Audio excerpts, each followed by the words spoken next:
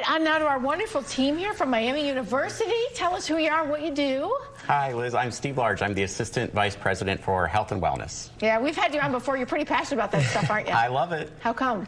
You know, because it's personal. And when you actually get to do work that you see the real impact on folks' day-to-day lives, how can you not love it? Yeah, I do feel like health is one of those things that impacts all of us. Yes. And you brought friends. I brought one of my closest friends. You know, it's nice to be considered one of your closest friends here, Steve.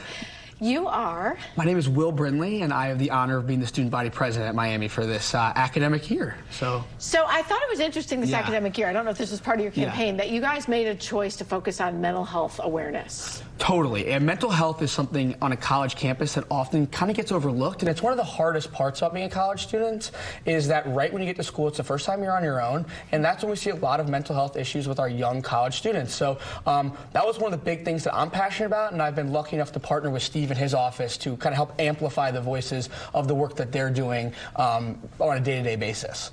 Good for you, because it's not an easy subject to talk about. You know, you can't go ask your friends, so are you feeling depressed? You know, it's not real comfortable. And we have a little video of the Miami campus. This is part of a global program. Tell me about that. Absolutely. So there are so many initiatives and folks that are prioritizing mental health at Miami, including our students, our student body president and his cabinet, including our President Crawford and his executive cabinet, our board of trustees, parents, families, alumni. Everyone's talking about mental health at Miami. And how that plays out, we have an institutional committee that meets regularly to discuss mental health and prioritize various initiatives. Will serves on that committee as well. We're actually meeting later today. And there's always some type of program, activity, awareness fair, things like that. Good for you, because you kind of have to address or meet people sort of where they are, and everybody's at a different place. And one of the things that you did is you kind of found a confidential way for people to reach out through a website. Yes. We recorded a little bit of that, but what is the hope that people will just start asking questions and maybe reach out for resources? Or yeah, the idea behind putting together a website, and like you mentioned, is meeting students where they are. We found that students are less likely to call in, and they're more comfortable going on a website, making an appointment that way. We're really trying to meet the students where they are. So if you're more comfortable going online, that's where we're going to go to help you out. So that's what the idea behind this website is, behind the Hope Line is trying to meet the students, make sure they're not getting out of their comfort zone if they need some help when it comes to their mental health.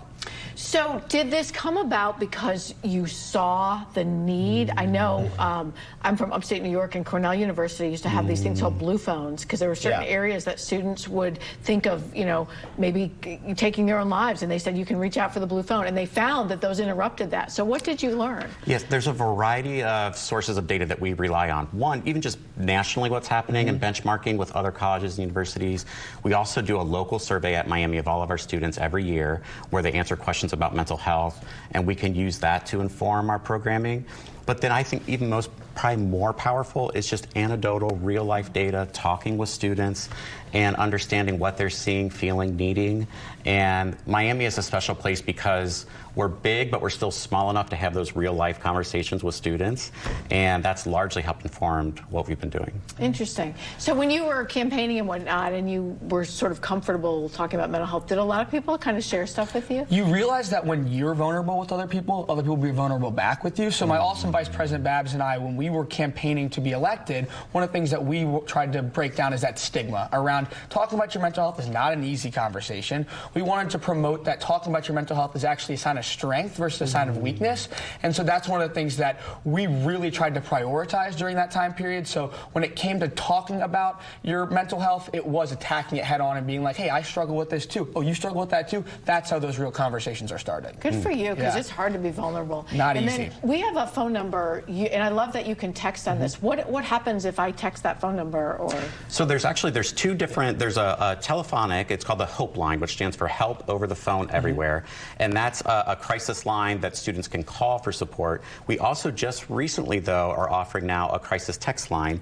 And that line is, you would text hashtag MUHOPE to 741-741, and then you can get support through a text. So somebody would actually text you back so you don't feel alone. That's great, because now I have to ask the true question: is that AI, or is there like really a person? Well, there's really a person. Okay. Yeah, it's totally trained professionals that are getting those texts, getting those calls. It's because I'm totally wondering about that. AI. I'm like, you could have a nice answer. No, I mean, with the age of AI, that certainly might be something, but we try to prioritize there being a person on the other end of that, to make sure don't feel alone. It's not a computer that's helping you out. It's somebody else that can help walk you through the process. Yeah. Okay, so last question then: how do you measure success? Will you just look at people actually engaging, or?